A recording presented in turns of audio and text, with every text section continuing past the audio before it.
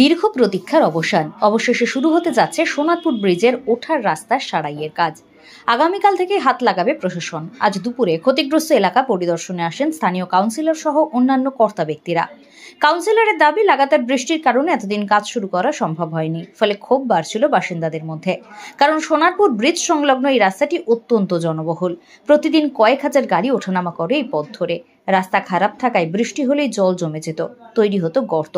সাধারণ মানুষ থেকে শুরু করে স্কুলগামী ছাত্রছাত্রী কিংবা অফিস যাত্রী, দু চার পা চলাই হয়ে উঠত দুঃসাধ্য। অবশেষে বহুদিনের সেই দুর্ভোগ কাটতে চলেছে। আগামী কয়েকদিনের মধ্যেই সারাইয়ের কাজ শেষ করার আশ্বাস দিয়েছেন দায়িত্বপ্রাপ্ত আধিকারিকরা। এখন দেখার নতুন পথ কতটা স্বস্তি ফেরায় সোনারপুরবাসীর জীবনে।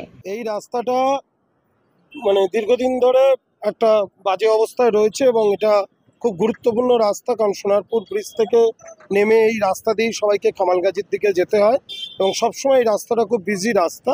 তো ব্রিজটা কেএমডি এর আন্ডারে পড়ে।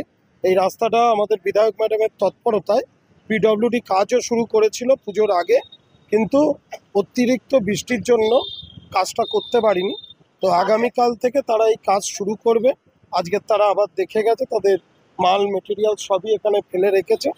তো ভালো করে দেওয়া হবে, যেহেতু এখন ওয়েদারটা শুকনো আছে, সেই জন্য এই রাস্তার কাজটা শুরু হচ্ছে।